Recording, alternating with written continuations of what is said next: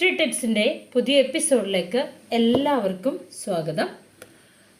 Bipin ചന്ദ്രയുടെ modern ഇന്ത്യയുടെ മൂന്നാമത്തെ ചാപ്റ്ററാണ് നമ്മൾ നോക്കുന്നത്. ചാപ്റ്ററിൻ്റെ പേര് European penetration and the British conquest of India. അതിലെ first topic a new phase in Europe's eastern trade. അതായത് യൂറോപ്യന്മാരുടെ ഉൾപ്രവേശനത്തെക്കുറിച്ചും ഇന്ത്യയുടെ മേലെ ബ്രിട്ടീഷുകാർ നേടിയ വിജയത്തെക്കുറിച്ചുമാണ് ഈ ചാപ്റ്ററിൽ പ്രധാനമായിട്ടും പറയുന്നത്. യൂറോപ്പിൻ്റെ പൗരസ്ത്യ വിജയങ്ങളിലുള്ള ഒരു പുതിയ ഘട്ടത്തെ ഈ ഒരു ഭാഗത്ത് പറയുന്നുണ്ട്. യൂറോപ്പുമായുള്ള ഇന്ത്യയുടെ കച്ചവട ബന്ധം ഗ്രീക്കുകാരുടെ പുരാതന ദിനങ്ങളിലേക്ക് നീങ്ങുകയാണ്. അപ്പോൾ അത്രത്തോളം കാലത്തെ പഴക്കമുണ്ട് നമുക്ക് യൂറോപ്പുമായുള്ള വ്യാപാര ബന്ധങ്ങൾക്ക്. മധ്യകാലത്ത് യൂറോപ്പ് ഇന്ത്യയും ദക്ഷിണ പൂർവ്വ ഏഷ്യയും തമ്മിൽ കച്ചവടം അനേക മാർഗങ്ങളിലൂടെ നടത്തിപ്പോന്നിരുന്നുവെന്ന് പറയപ്പെടുന്നുണ്ട്. അപ്പോൾ മധ്യകാലത്ത് തന്നെ യൂറോപ്പ് ഇന്ത്യയും ദക്ഷിണ പൂർവ്വ ഏഷ്യയും തമ്മിൽ വ്യാപാര ബന്ധത്തിൽ ഏർപ്പെടുത്തിയിട്ടുണ്ടായിരുന്നു. അപ്പോൾ ഏഷ്യയുടെ ഭാഗത്തെ വാണിജ്യം അധികവും അറബി കച്ചവടക്കാരും പടയാളികളുമായിരുന്നു നടത്തിയിരുന്നത്. ആ സമയത്ത് മധ്യധരണ്യാഴിയിലൂടെ യൂറോപ്പിൻ്റെ ഭാഗത്തെ കച്ചവടം ആരുടെ കൈകളിലായിരുന്നു? ഇറ്റലിക്കാരുടെ കൈകളിലായിരുന്നു. അപ്പോൾ ഏഷ്യയുടെ ഭാഗത്തെ വാണിജ്യം അധികവും അറബി കച്ചവടക്കാരും പടയാളികളും നടത്തിയപ്പോൾ മധ്യധരണ്യാഴിയിലൂടെയും യൂറോപ്പിൻ്റെയും ഭാഗത്തുള്ള കച്ചവടം ഇറ്റലിക്കാരുടെ കുത്തകയായിരുന്നു. അപ്പോൾ ഏഷ്യയിൽ നിന്ന് യൂറോപ്പിലേക്കുള്ള ചരക്കുകൾ അനേകം രാജ്യങ്ങളിലൂടെയും അനേകം കൈകളിലൂടെയുമായിരുന്നു കടന്നുപോയിട്ടുണ്ട്. എങ്കിലും അവരുടെ കച്ചവടം ഏറെ ലാഭകരമായ രീതിയിലായിരുന്നു നടന്നിട്ടുണ്ടായിരുന്നത്. അപ്പോൾ 1453 ഏഷ്യ മൈനറും കോൺസ്റ്റാന്റിനോപ്പിളും ഓട്ടോമൻ തുർക്കികൾ കീഴടക്കിയതിന് ശേഷം പടിഞ്ഞാറും കിഴക്കും തമ്മിലുള്ള പുരാതന വാണിജ്യ മാർഗങ്ങൾ ആരുടെ കൈകളിലേക്ക് വന്നു? തുർക്കികളുടെ കൈകളിലേക്ക് വന്നു. അപ്പോൾ തുർക്കികൾ കോൺസ്റ്റാന്റിനോപ്പിൾ 1453 പിടിച്ചടക്കി. ഈ സമയത്ത് ഏഷ്യ മൈനറും അവരുടെ കൈകളിലായി. അതോടുകൂടി പടിഞ്ഞാറും കിഴക്കും തമ്മിലുള്ള വാണിജ്യ മാർഗങ്ങൾ ആരുടെ കയ്യിലായി? തുർക്കികളുടെ കൈകളിലായി. മാത്രമല്ല ഏഷ്യയും യൂറോപ്പും തമ്മിലുള്ള കച്ചവടം വെനീസുകാരും ജനോവക്കാരുമായ കച്ചവടക്കാരുടെ കൈകളിലായി മാറി. അപ്പോൾ ഏഷ്യയും യൂറോപ്പും തമ്മിലുള്ള കച്ചവടം വെനീസുകാരും ജനോവക്കാരുമായ കച്ചവടക്കാരും കൈയടക്കി. പശ്ചിമ യൂറോപ്പിലെ രാഷ്ട്രങ്ങളെ, പ്രത്യേകിച്ച് സ്പെയിനിനെയും പോർച്ചുഗലിനെയും പുരാതന മാർഗങ്ങളിലൂടെയുള്ള വാണിജ്യത്തിൽ ഏതെങ്കിലും പങ്ക് കൈക്കലാക്കുന്നതിന് അനുവദിക്കാതിരിക്കുകയും ചെയ്തു. അപ്പോൾ ഈ കോൺസ്റ്റാന്റിനോപ്പിളിനെ പിടിച്ചടക്കൽ, അതിലൂടെ ഏഷ്യ മൈനർ ഒട്ടോമൻസിൻ്റെ കൈകളിലായത്, ഇതൊക്കെ തന്നെ വാണിജ്യത്തിൻ്റെ രീതികൾക്ക് മാറ്റങ്ങൾ വരുത്തി. അതിനാൽ പശ്ചിമ യൂറോപ്പിലെ രാജ്യങ്ങളും കച്ചവടക്കാരും ഇന്ത്യയിലേക്കും അന്ന് ഈസ്റ്റ് ഇൻഡീസ് എന്നറിയപ്പെടുന്ന ഇന്തോനേഷ്യയിലെ സ്പൈസ് ദ്വീപുകളിലേക്കും പുതിയതും സുരക്ഷിതവുമായ കടൽ മാർഗങ്ങൾ അന്വേഷിക്കാൻ തുടങ്ങി. അപ്പം ഇങ്ങനെയുള്ളൊരു സാഹചര്യം വന്നപ്പോഴാണ് അവർ കടലിലൂടെയുള്ള പുതിയ മാർഗത്തെക്കുറിച്ച് അന്വേഷിക്കാൻ തുടങ്ങിയത്. ആരൊക്കെയാണ്? ഇങ്ങനെയുള്ള ഒരു സാഹചര്യത്തിൽ യൂറോപ്പിലെ രാജ്യങ്ങളും കച്ചവടക്കാരും ഇന്ത്യയിലേക്കും അന്ന് ഈസ്റ്റ് ഇൻഡീസ് എന്നറിയപ്പെട്ടിരുന്ന ഇന്തോനേഷ്യയിലെ സ്പൈസ് ദ്വീപുകളിലേക്കും പുതിയതും സുരക്ഷിതവുമായിട്ടുള്ള കടൽ മാർഗങ്ങൾ അവർ അന്വേഷിക്കാൻ തുടങ്ങി. അപ്പോൾ അറബികളും വെനീസുകാരുമായ കച്ചവടക്കാരുടെ കുത്തക തകർക്കാനും ശത്രുക്കളായ തുർക്കികളെ ഒഴിവാക്കാനും പൗരസ്ത്യദേശത്തേക്ക് നേരിട്ട് വാണിജ്യ ബന്ധങ്ങൾ തുറക്കാനും ആരാഗ്രഹിച്ചു? ഈ യൂറോപ്യൻ കച്ചവടക്കാർ ആഗ്രഹിച്ചു. അതിനുവേണ്ടി സുസജ്ജരായിരുന്നു അവർ. 15-ാം നൂറ്റാണ്ടിൽ കപ്പൽ നിർമ്മാണത്തിനും നാവികശാസ്ത്രത്തിനും മഹത്തായ മുന്നേറ്റങ്ങൾ സംഭവിച്ചു. നവോത്ഥാനം പശ്ചിമ യൂറോപ്പിലെ ജനങ്ങളുടെ ഇടയിൽ മഹത്തായ ഒരു സാഹസിക മനോഭാവം സൃഷ്ടിച്ചു. അപ്പോൾ 15-ാം നൂറ്റാണ്ടായപ്പോഴേക്കും കപ്പൽ നിർമ്മാണം, നാവികശാസ്ത്രം എന്നിവയിൽ മഹത്തായ മുന്നേറ്റങ്ങളുണ്ടായി. നവോത്ഥാനം പശ്ചിമ യൂറോപ്പിലെ ജനങ്ങളിലാകെ മഹത്തായ ഒരു സാഹസിക മനോഭാവം സൃഷ്ടിച്ചു. പോർച്ചുഗലും സ്പെയിനുമാണ് ആദ്യമായിട്ട് ചുവടുവെച്ചത്. അവരുടെ നാവികര് ആ ഗവൺമെൻറ്റുകളുടെ സഹായത്താലും നിയന്ത്രണത്താലും ഭൂമിശാസ്ത്രപരമായ കണ്ടുപിടുത്തങ്ങളുടെ മഹത്തായ ഒരു കാലഘട്ടം അവർ തുടങ്ങി വെച്ചു. 1492 സ്പെയിനിലെ കൊളംബസ് ഇന്ത്യയിലേക്ക് പുറപ്പെടുകയും അമേരിക്ക കണ്ടുപിടിക്കുകയും ചെയ്തു. 1498 പോർച്ചുഗലിൽ വാസ്കോഡ ഗാമ യൂറോപ്പിൽ നിന്ന് ഇന്ത്യയിലേക്ക് പുതിയതും കടലിലൂടെ മാത്രമുള്ളതുമായിട്ടുള്ള ഒരു വ്യാപാര മാർഗം കണ്ടെത്തി. അപ്പോൾ 1498 പോർച്ചുഗലിലെ വാസ്കോഡ ഗാമ യൂറോപ്പിൽ നിന്ന് ഇന്ത്യയിലേക്ക് പുതിയതും കടലിലൂടെ മാത്രമുള്ളതുമായിട്ടുള്ള ഒരു വ്യാപാര മാർഗം കണ്ടെത്തി. അദ്ദേഹം കേപ്പ് ഓഫ് ഗുഡ് ഹോപ്പ് അഥവാ ശുഭപ്രതീക്ഷാ മുനമ്പ് വഴി ആഫ്രിക്കയെ ചുറ്റി കടൽ മാർഗം സഞ്ചരിക്കുകയും കോഴിക്കോട് എത്തുകയും ചെയ്തു. അദ്ദേഹം കേപ്പ് ഓഫ് ഗുഡ് ഹോപ്പ് അഥവാ ശുഭപ്രതീക്ഷാ മുനമ്പ് വഴി ആഫ്രിക്കയെ ചുറ്റി കടൽ മാർഗം സഞ്ചരിക്കുകയും കോഴിക്കോട് എത്തുകയും ചെയ്തു. അദ്ദേഹം തിരിച്ചെത്തിയത് തൻ്റെ യാത്രാ ചെലവിൻ്റെ 60 മടങ്ങ് മൂല്യമുള്ള ചരക്കുമായിട്ടായിരുന്നു. ഇവയും മറ്റ് നാവിക കണ്ടുപിടുത്തങ്ങളും ലോക ചരിത്രത്തിൽ ഒരു പുതിയ അധ്യായം തുറന്നു. 17-18 നൂറ്റാണ്ടുകൾ ലോക വാണിജ്യത്തിൽ വൻതോതിലുള്ള വർധനയ്ക്ക് സാക്ഷിയായി. അമേരിക്ക എന്ന വിശാലമായ പുതിയ ഭൂഖണ്ഡം യൂറോപ്പിന് തുറന്നു കിട്ടുകയും യൂറോപ്പും ഏഷ്യയും തമ്മിലുള്ള ബന്ധത്തെ മൊത്തമായിട്ട് മാറ്റിമറിക്കുകയും ചെയ്തു. അപ്പോൾ നമ്മൾ ഇവിടെ പറഞ്ഞത് പോർച്ചുഗലും സ്പെയിനുമാണ് ആദ്യമായിട്ട് ഈ യാത്രാമാർഗം തേടിയുള്ള യാത്രയ്ക്ക് ചുവടുവെച്ചത്. അവരുടെ നാവികര് അവരുടെ ഗവൺമെൻറ്റിൻ്റെ സഹായത്താലും അവരുടെ നിയന്ത്രണത്തിലും ശാസ്ത്രപരമായ കണ്ടുപിടുത്തങ്ങളുടെ ഒരു മഹത്തായ കാലഘട്ടം തുടങ്ങി വെച്ചു. 1492 സ്പെയിനിലെ കൊളംബസ് ഇന്ത്യയിലേക്ക് പുറപ്പെടുകയും പക്ഷേ ഇന്ത്യയിലല്ല എത്തിയത്, അമേരിക്ക കണ്ടുപിടിക്കുകയും ചെയ്തു. 1498 പോർച്ചുഗലിലെ വാസ്കോഡ ഗാമ യൂറോപ്പിൽ നിന്ന് ഇന്ത്യയിലേക്ക് പുതിയതും കടലിലൂടെ മാത്രമുള്ളതുമായിട്ടുള്ള ഒരു മാർഗം കണ്ടെത്തി. അപ്പോൾ അദ്ദേഹം കേപ്പ് ഓഫ് ഗുഡ് ഹോപ്പ് അഥവാ ശുഭപ്രതീക്ഷാ മുനമ്പ് വഴി ആഫ്രിക്കയെ ചുറ്റി കടൽ മാർഗം സഞ്ചരിക്കുകയും കോഴിക്കോട് എത്തുകയും ചെയ്തു. അദ്ദേഹം തിരിച്ചെത്തിയത് തൻ്റെ യാത്രാ ചെലവിൻ്റെ 60 മടങ്ങ് മൂല്യമുള്ള ചരക്കുകളുമായിട്ടായിരുന്നു. ഇവയും മറ്റ് നാവിക കണ്ടുപിടുത്തങ്ങളും ലോക ചരിത്രത്തിൽ ഒരു മാറ്റങ്ങളുണ്ടാക്കിയ കാലഘട്ടമായിരുന്നു. 17-18 നൂറ്റാണ്ടുകൾ ലോക വാണിജ്യത്തിൽ വൻതോതിലുള്ള വർധനമുണ്ടായി. അമേരിക്ക എന്ന വിശാലമായ പുതിയ ഭൂഖണ്ഡം യൂറോപ്പിന് തുറന്നു കിട്ടുകയും യൂറോപ്പും ഏഷ്യയും തമ്മിലുള്ള ബന്ധത്തെ മൊത്തമായിട്ട് അത് മാറ്റിമറിക്കുകയും ചെയ്തു. അപ്പോൾ ആദ്യകാല മൂലധന സമാഹരണത്തിൻ്റെ അഥവാ യൂറോപ്പിലെ രാജ്യങ്ങളുടെ ധനസമ്പാദനത്തിൻ്റെ ഒരു പ്രധാന സ്രോതസ് 15-ാം നൂറ്റാണ്ടിൻ്റെ മധ്യത്തിൽ യൂറോപ്പുകാരുടെ ആഫ്രിക്കയിലേക്കുള്ള പ്രവേശനമായിരുന്നു. അപ്പോൾ അക്കാലത്തെ മൂലധന സമാഹരണത്തിൻ്റെ ഏറ്റവും പ്രധാനപ്പെട്ട ഒരു സ്രോതസ് എന്ന് പറഞ്ഞാൽ ആഫ്രിക്കയിലേക്കുള്ള അവരുടെ പ്രവേശനമായിരുന്നു. തുടക്കത്തിൽ ആഫ്രിക്കയിലെ സ്വർണവും ആനക്കൊമ്പുകളും വിദേശികളെ ആകർഷിച്ചു. എന്നാൽ താമസിയാതെയുള്ള വാണിജ്യം അടിമ കച്ചവടത്തെ ചുറ്റിപ്പറ്റിയുള്ളതായി മാറി. 16-ാം നൂറ്റാണ്ടിൽ ഈ കച്ചവടം സ്പെയിനിൻ്റെയും പോർച്ചുഗലിൻ്റെയും കുത്തകയായി മാറി. പിന്നീട് ഡച്ച്, ഫ്രഞ്ച്, ബ്രിട്ടീഷ് കച്ചവടക്കാരുടെ അധീനതയിലായി മാറി. അപ്പോൾ ഓരോ വർഷവും പ്രത്യേകിച്ചും 1650 ശേഷം വെസ്റ്റ് ഇൻഡീസിലും വടക്കേ അമേരിക്കയിലും തെക്കേ അമേരിക്കയിലും ആയിരക്കണക്കിന് ആഫ്രിക്കക്കാർ അടിമകളായിട്ട് വിൽക്കപ്പെട്ടിരുന്നു. അപ്പോൾ 1650 ശേഷം വെസ്റ്റ് ഇൻഡീസിലും വടക്കേ അമേരിക്കയിലും തെക്കേ അമേരിക്കയിലും ആഫ്രിക്കയിൽ നിന്നുള്ള ആയിരക്കണക്കിന് അടിമകളെ വിറ്റിട്ടുണ്ടായിരുന്നു. അപ്പോൾ അടിമ കപ്പലുകൾ യൂറോപ്പിൽ നിന്ന് ആഫ്രിക്കയിലേക്ക് ഉൽപ്പന്നങ്ങൾ കൊണ്ടുപോയി. അവരെ ആഫ്രിക്കയുടെ തീരങ്ങളിൽ നിന്ന് പകരമായി അവർ നീഗ്രോകളെ വാങ്ങി. ഈ അടിമകളെ അറ്റ്ലാന്റിക്കിൻ്റെ അങ്ങേക്കരയിൽ അവർ കൊണ്ടുപോയി കോളനികളിലെ തോട്ടങ്ങളിലെയോ ഖനികളിലെയോ ഉൽപ്പന്നങ്ങൾക്ക് പകരമായിട്ട് അവർ കൈമാറ്റം ചെയ്തു. ഒടുവിൽ ഈ ഉൽപ്പന്നങ്ങൾ യൂറോപ്പിലേക്ക് കൊണ്ടുപോയി വിൽക്കുകയും ചെയ്തു. ഇതായിരുന്നു അവരുടെ രീതി എന്ന് പറഞ്ഞാൽ. അതായത് അടിമ കപ്പലുകൾ യൂറോപ്പിൽ നിന്ന് ആഫ്രിക്കയിലേക്ക് ഉൽപ്പന്നങ്ങൾ കൊണ്ടുപോയി അവരെ ആഫ്രിക്കയുടെ തീരങ്ങളിൽ കൊടുത്തു പകരം നീഗ്രോകളെ വാങ്ങി.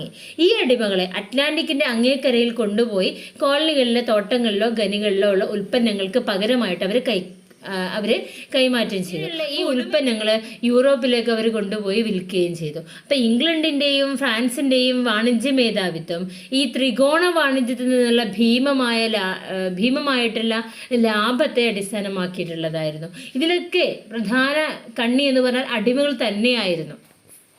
പടിഞ്ഞാറൻ യൂറോപ്പിലെയും വടക്കേ അമേരിക്കയിലെയും സമൃദ്ധിയുടെ ഒരു നല്ല ഭാഗത്തിൻ്റെയും ആധാരം അടിമ കച്ചവടവും അടിമകൾ വേല ചെയ്ത തോട്ടങ്ങളുമാണ്. മാത്രമല്ല അടിമ വ്യാപാരത്തിൻ്റെയും അടിമകൾ വേല ചെയ്തിരുന്ന തോട്ടങ്ങളുടെയും ലാഭങ്ങൾ 18-19 നൂറ്റാണ്ടുകളിലെ വ്യവസായ വിപ്ലവത്തിന് ആവശ്യമായ മൂലധനം സ്വരൂപിക്കാൻ സാധിച്ചു എന്നുള്ളതാണ്. പിൽക്കാലത്ത് ഇന്ത്യയിൽ നിന്ന് പിഴിഞ്ഞെടുത്ത ധനവും ഇതേ ആവശ്യത്തിന് വേണ്ടി തന്നെയായിരുന്നു അവർ ഉപയോഗിച്ചിട്ടുണ്ടായിരുന്നത്. ഇനി 16-ാം നൂറ്റാണ്ടിൽ ഏഷ്യയുടെ അവരുടെ പ്രദേശത്തെ ഭേദിക്കുകയും പിന്നീട് അവയെ നിയന്ത്രണത്തിലാക്കുകയും ചെയ്ത നീണ്ട പ്രക്രിയയ്ക്കും യൂറോപ്പുകാരായ കച്ചവടക്കാരും പട്ടാളക്കാരും തുടക്കമിടുന്നുണ്ട്. ഇപ്പം ഏതാണ്ട് ഒരു നൂറ്റാണ്ട് കാലം അത്യധികം ലാഭം നേടിക്കൊടുത്ത പൗരസ്ത്യ വാണിജ്യത്തിന്റെ കുത്തക ആരുടെ കൈകളിലായിരുന്നു? പോർച്ചുഗലിന്റെ കൈകളിലായിരുന്നു. ഇന്ത്യയിലെ കൊച്ചിയിലും ഗോവയിലും ദിയുവിലും ദാമനിലും അവർ കച്ചവട കേന്ദ്രങ്ങൾ സ്ഥാപിക്കുന്നുണ്ട്. അപ്പൊ തുടക്കം മുതൽ തന്നെ പറങ്കികൾ എന്ന പേരിൽ അറിയപ്പെടുന്ന പോർച്ചുഗീസുകാര് കച്ചവടത്തോടൊപ്പം തന്നെ എന്തു നടത്തി? ബലപ്രയോഗവും നടത്തി. കടലിൽ മേധാവിത്വം പുലർത്താൻ പ്രാപ്തരാക്കിയ ആയുധക്കപ്പലുകളുടെ മേന്മ അവർക്ക് സഹായകരമായി മാറി. ഒരു ചെറു സംഘം പറങ്കി പടയാളികളും നാവികരും മതിയായിരുന്നു ഇന്ത്യയിലെയും ഏഷ്യയിലെയും വളരെയേറെ ശക്തരായ രാജ്യങ്ങൾക്കെതിരെ കടലിനെ അവർക്ക് സുശക്തരാക്കാൻ. മുഗൾ ചക്രവർത്തിമാരിൽ നിന്ന് പല കച്ചവട ആനുകൂല്യങ്ങളും കരസ്ഥമാക്കുന്നതിൽ അവർ വിജയിച്ചിട്ടുണ്ടായിരുന്നു. 1510 ഗോവ പിടിച്ചടക്കിയ വൈസ്രോയി അൽഫോൺസോ ഡി അൽബുക്കർക്കിന്റെ പേർഷ്യൻ ഗൾഫിലെ ഹോർമോസ് മുതൽ മലയയിലെ മലാക്കയും ഇന്തോനേഷ്യയിലെ സ്പൈസ് ദ്വീപുകളും വരെയുള്ള ഏഷ്യയുടെ തീരങ്ങളിൽ ആകമാനം പോർച്ചുഗീസുകാർ ആധിപത്യം സ്ഥാപിച്ചു. അപ്പോൾ 1510 ആയപ്പോഴേക്കും അക്കാലത്തെ വൈസ്രോയി ആയിരുന്ന അൽഫോൺസോ ഡി അൽബുക്കർക്കിന്റെ കീഴിൽ പേർഷ്യൻ ഗൾഫിലെ ഹോർമോസ് മുതൽ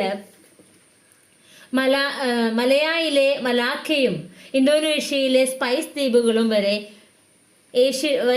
ഏഷ്യയുടെ തീരങ്ങളിൽ ആകമാനം പോർച്ചുഗീസുകാർ ആധിപത്യം സ്ഥാപിച്ചു. അപ്പം തീരങ്ങളിലെ ഇന്ത്യൻ പ്രദേശങ്ങൾ അവർ പിടിച്ചെടുക്കുകയും കച്ചവടവും ആധിപത്യവും വിസ്തൃതമാക്കാനും യൂറോപ്പുകാരായ എതിരാളിയിൽ നിന്ന് വാണിജ്യ കുത്തക കാത്തു സൂക്ഷിക്കാനും നിരന്തരം യുദ്ധം ചെയ്യുകയും ചെയ്തിട്ടുണ്ടായിരുന്നു.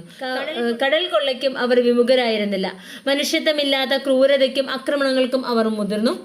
പെരുമാറ്റം കാടത്തമായിരുന്നെങ്കിലും ഇന്ത്യയിൽ അവരുടെ പ്രദേശങ്ങൾ നൂറ്റാണ്ടുകളോളം നിലനിന്നിരുന്നു. അതിന്റെ കാരണം പുറം കടലിൽ അവർക്കുണ്ടായിരുന്ന നിയന്ത്രണവും അധികാരികളും പട്ടാളക്കാരും വെച്ചു പുലർത്തിയ കർശന അച്ചടക്കവുമായിരുന്നു. മുഗൾ സ്വാധീനത്തിന് പുറത്തായിരുന്ന ദക്ഷിണേന്ത്യയിൽ മുഗൾ ശക്തി അവർക്ക് നേരിടേണ്ടി വന്നില്ല എന്നത് ഒരു കാരണമാണ്. അപ്പം നമുക്ക് ഈ ഒരു പാരഗ്രാഫിൽ പറയുന്നത് 1510 ആര് ഗോവ പിടിച്ചടക്കി? വൈസ്രോയി ആയിരുന്ന അൽഫോൺസോ അൽബുക്കർക്കിന്റെ കീഴിൽ ഗോവ പിടിച്ചടക്കി. പേർഷ്യൻ ഗൾഫിലെ ഹോർമോസ് മുതൽ മലയായിലെ മലാക്കയും ഇന്തോനേഷ്യയിലെ സ്പൈസ് ദ്വീപുകളും വരെയുള്ള ഏഷ്യയുടെ തീരങ്ങളിൽ ആകമാനം പോർച്ചുഗീസുകാർ ആധിപത്യം സ്ഥാപിച്ചു.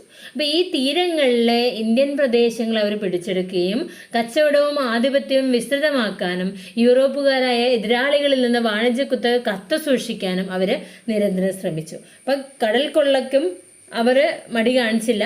മനുഷ്യത്വമില്ലാത്ത പല ക്രൂരതകളും അവർ ചെയ്തിരുന്നു. പക്ഷേ അവരുടെ പ്രദേശങ്ങൾ നൂറ്റാണ്ടുകളോളം നിലനിന്നു. കാരണം എന്താണ്? അവർക്കിടയിൽ ഉണ്ടായിരുന്ന അച്ചടക്കവും അതുപോലെ തന്നെ പുറം കടലിൽ അവർക്കുണ്ടായിരുന്ന നിയന്ത്രണവുമായിരുന്നു ഇതിന് കാരണം. മാത്രമല്ല ദക്ഷിണേന്ത്യയിൽ മുഗൾ ശക്തിക്ക് അധികാരമില്ലാത്തതിനാൽ അവിടെ മുഗൾ ശക്തിയോട് മല്ലിടേണ്ട ഒരു ആവശ്യം അവർക്ക് ഉണ്ടായിരുന്നില്ല. ഇനി 16-ാം നൂറ്റാണ്ടിൻ്റെ രണ്ടാമത്തെ പകുതിയിൽ ഇംഗ്ലണ്ടും ഹോളണ്ടും പിന്നീട് ഫ്രാൻസും ഇവ വളർന്നു വന്ന കച്ചവട ശക്തികളാണ്. അപ്പോൾ സ്പെയിനിൻ്റെയും പോർച്ചുഗലിൻ്റെയും ലോക വാണിജ്യത്തിലെ കുത്തകയ്ക്കെതിരായി കടുത്ത പോരാട്ടം നടക്കാൻ തുടങ്ങി. ഈ പോരാട്ടത്തിൽ കുത്തകക്കാർക്ക് മുട്ടുമടക്കേണ്ടി വന്നു. അപ്പോൾ ഇംഗ്ലീഷുകാരും ഡച്ചുകാരുമായ കച്ചവടക്കാർക്ക് ഇന്ത്യയിലേക്ക് ശുഭപ്രതീക്ഷാ മുനമ്പിലൂടെ പാത ഉപയോഗിക്കുക, അങ്ങനെ കിഴക്ക് സാമ്രാജ്യം സ്ഥാപിക്കുന്നതിനുള്ള മത്സരത്തിൽ പങ്കെടുക്കുകയും ചെയ്യാമെന്ന് ഡച്ചുകാര് ഇന്തോനേഷ്യയുടെ മേലും ബ്രിട്ടീഷുകാർ ഇന്ത്യ, ശ്രീലങ്ക, മലയ എന്നിവയുടെ മേലും നിയന്ത്രണം നേടി. അപ്പോൾ ഈ ഒരു പാരഗ്രാഫിൽ, അതായത് 16-ാം നൂറ്റാണ്ടിൻ്റെ രണ്ടാമത്തെ പകുതിയിൽ ഇംഗ്ലണ്ടും ഹോളണ്ടും പിന്നീട് ഫ്രാൻസും കച്ചവട ശക്തികളായിട്ട് വളർന്നു വന്നു. സ്പെയിനിൻ്റെയും പോർച്ചുഗലിൻ്റെയും ലോക വാണിജ്യത്തിലെ കുത്തകയ്ക്കെതിരായിട്ട് അവർ കടുത്ത പോരാട്ടം നടത്തി. ഈ പോരാട്ടത്തിൽ കുത്തകക്കാർക്ക് മുട്ടുമടക്കേണ്ടി വന്നു. ഇംഗ്ലീഷുകാരും ഡച്ചുകാരുമായ കച്ചവടക്കാർക്ക് ഇന്ത്യയിലേക്ക് ശുഭപ്രതീക്ഷാ മുനമ്പിലൂടെ പാത ഉപയോഗിക്കുകയും അങ്ങനെ കിഴക്ക് സാമ്രാജ്യം സ്ഥാപിക്കുന്നതിനുള്ള മത്സരത്തിൽ പങ്കെടുക്കുകയും ചെയ്യാമെന്നായി. ഒടുവിൽ ഡച്ചുകാർ ഇന്തോനേഷ്യയുടെ ഭാഗങ്ങളും അതുപോലെ ബ്രിട്ടീഷുകാർ ഇന്ത്യ, ശ്രീലങ്ക, മലയ എന്നിവയുടെയും നിയന്ത്രണം ഏറ്റെടുത്തു. 1602 ഡച്ച് ഈസ്റ്റ് ഇന്ത്യ കമ്പനി രൂപവൽക്കരിക്കുകയും ഡച്ച് സ്റ്റേറ്റ് ജനറൽ പോർച്ചുഗീസുകാർക്ക് യുദ്ധം ചെയ്യാനും സന്ധികളിൽ എത്തിച്ചേരാനും ഭൂഭാഗങ്ങൾ നേടിയെടുക്കാനും കോട്ടകൾ കെട്ടാനും അധികാരപ്പെടുത്തിക്കൊണ്ട് ഒരു അധികാരപത്രം നൽകുകയും ചെയ്തു. അപ്പോൾ ഡച്ചുകാരുടെ മുഖ്യ താല്പര്യം ഇന്ത്യയിലായിരുന്നില്ല. സുഗന്ധദ്രവ്യങ്ങൾ വളരുന്ന ഇന്തോനേഷ്യൻ ദ്വീപുകളിലെ ജാവയിലും സുമാത്രയിലും സ്പൈസ് ദ്വീപുകളിലുമായിരുന്നു അവരുടെ ശ്രദ്ധ. അവർ താമസിയാതെ പോർച്ചുഗീസുകാരെ മലായ് കടലിടുക്കിൽ നിന്നും ഇന്തോനേഷ്യൻ ദ്വീപുകളിൽ നിന്നും അവർ തുരത്തുകയും അവിടെ ആധിപത്യം സ്ഥാപിക്കാനുള്ള ഇംഗ്ലീഷുകാരുടെ ശ്രമങ്ങളെ 1623 പരാജയപ്പെടുത്തുകയും ചെയ്തിട്ടുണ്ട്. അവരുടെ വാണിജ്യ ഡിപ്പോകൾ പശ്ചിമേന്ത്യൻ ഗുജറാത്തിലെ സൂറത്ത്, ബ്രോച്ച്, കാംബെ, അഹമ്മദാബാദ്, കേരളത്തിലെ കൊച്ചി, മദ്രാസിലെ നാഗപട്ടണം, ആന്ധ്രയിലെ മസൂലിപ്പട്ടണം, ബംഗാളിലെ ചിൻസുര, ബീഹാറിലെ പാട്ന, ഉത്തർപ്രദേശിലെ ആഗ്ര എന്നിവിടങ്ങളിൽ സ്ഥാപിച്ചു. അപ്പോൾ 1658 പോർച്ചുഗീസുകാരിൽ നിന്ന് ശ്രീലങ്കയും അവരെ കൈവശപ്പെടുത്തി. അപ്പോൾ 1602 ഡച്ചുകാർ ഈസ്റ്റ് ഇന്ത്യ കമ്പനി സ്ഥാപിക്കുന്നത്. ഈ സമയത്ത് യുദ്ധം ചെയ്യാനും സന്ധികളിൽ എത്തിച്ചേരാനും ഭൂഭാഗങ്ങൾ നേടിയെടുക്കാനും കോട്ടകൾ കെട്ടാനും ഒക്കെ ഉള്ള അധികാരം കൊടുത്തുകൊണ്ട് ഒരു അധികാരപത്രം അവർക്ക് നൽകി. അതായത് ഡച്ച് ഈസ്റ്റ് ഇന്ത്യ കമ്പനിക്ക് കിട്ടി. അപ്പോൾ ഡച്ചുകാരുടെ മുഖ്യ താല്പര്യം എവിടെയായിരുന്നില്ല? ഇന്ത്യ ആയിരുന്നില്ല, മറിച്ച് സുഗന്ധദ്രവ്യങ്ങൾ വളരെയധികമുള്ള ഇന്തോനേഷ്യൻ ദ്വീപുകളിലെ ജാവയിലും സുമാത്രയിലും അതുപോലെ തന്നെ സ്പൈസ് ദ്വീപുകളിലുമായിരുന്നു അവരുടെ ശ്രദ്ധ ഉണ്ടായിരുന്നത്. അവർ താമസിയാതെ എന്ത് ചെയ്തു? പോർച്ചുഗീസുകാരെ മലായ് കടലിടുക്കിൽ നിന്നും ഇന്തോനേഷ്യൻ ദ്വീപിൽ നിന്നൊക്കെ തുരത്തി ഓടിച്ചു. ഏത് വർഷം? 1623 അങ്ങനെ അവരുടെ വാണിജ്യ ഡിപ്പോകൾ എവിടെയെല്ലാം സ്ഥാപിച്ചു? ഗുജറാത്തിലെ സൂററ്റ്, ബ്രോച്ച്, കാംബെ, അഹമ്മദാബാദ്, കേരളത്തിലെ കൊച്ചി, മദ്രാസ്, നാഗപട്ടണം, ആന്ധ്രയിലെ മസൂലിപ്പട്ടണം, ബംഗാളിലെ ചിൻസുര, ബീഹാറിലെ പാറ്റ്ന, ഉത്തർപ്രദേശിലെ ആഗ്ര എന്നിവിടങ്ങളിലെല്ലാം ഡച്ചുകാർ അവരുടെ വാണിജ്യ ഡിപ്പോകൾ സ്ഥാപിച്ചു.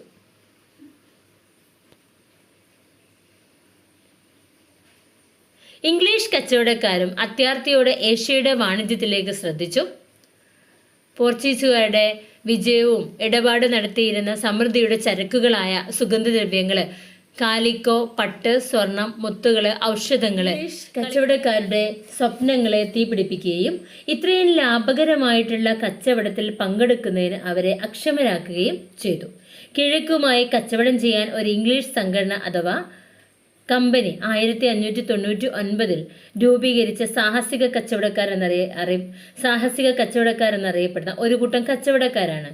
ഒരു രാജകീയ അധികാരപത്രവും പൗരസ്ത്യനാട്ടിൽ കച്ചവടം ചെയ്യാനുള്ള മൊത്ത അധികാരവും 1600 ഡിസംബർ 31 എലിസബത്ത് രാജ്ഞി ഈസ്റ്റ് ഇന്ത്യ കമ്പനിക്ക് നൽകി. ഈ കമ്പനി ഈസ്റ്റ് ഇന്ത്യ കമ്പനി എന്ന പേരിൽ അറിയപ്പെട്ടു.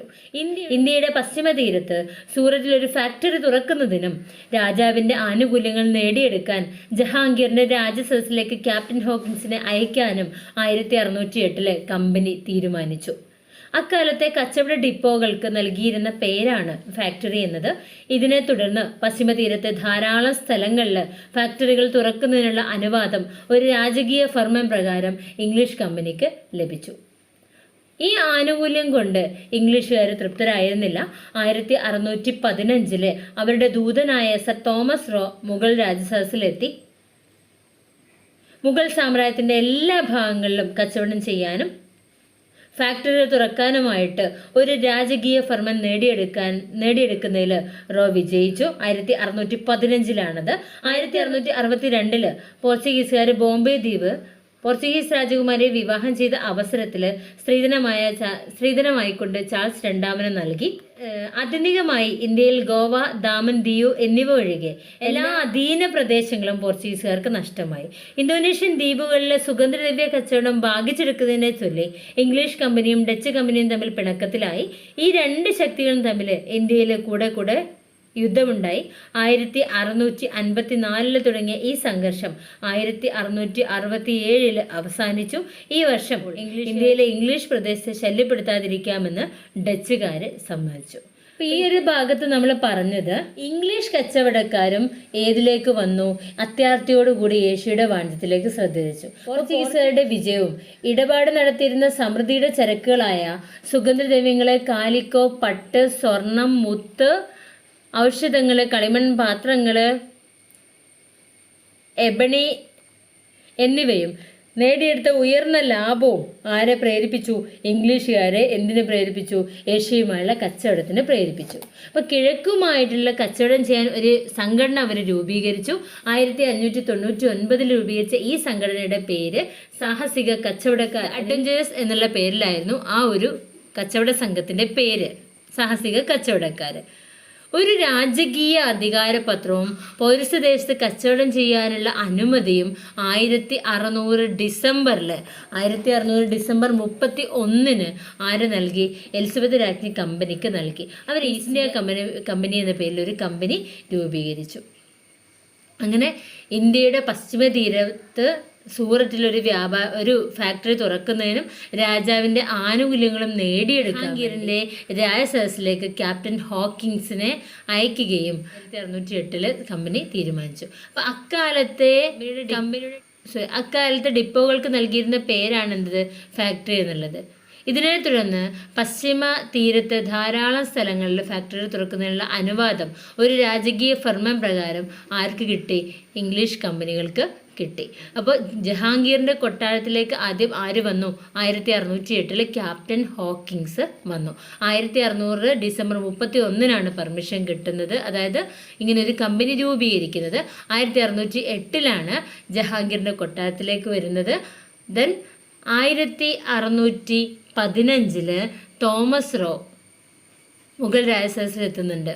അതായത് സാമ്രാജ്യത്തിൻ്റെ എല്ലാ ഭാഗങ്ങളിലും എന്ത് ചെയ്യണം? കച്ചവടത്തിന് ആവശ്യമുള്ള ഫാക്ടറികൾ തുറക്കാൻ വേണ്ടിയിട്ടാണ്, അതിനുള്ള അനുമതിക്ക് വേണ്ടിയിട്ടാണ് അവർ വരുന്നത്. അപ്പോൾ 1662 പോർച്ചുഗീസുകാർ ബോംബെ ദ്വീപ് പോർച്ചുഗീസ് രാജകുമാരിയെ നമ്മുടെ ചാൾസ് രാജാവിന് വിവാഹം ചെയ്ത് നൽകിയപ്പോൾ സ്ത്രീധനമായിട്ട് കൊടുത്തു. അങ്ങനെ ബോംബെയും ആർക്ക് കിട്ടി? ഇംഗ്ലീഷുകാർക്ക് കിട്ടി 1662.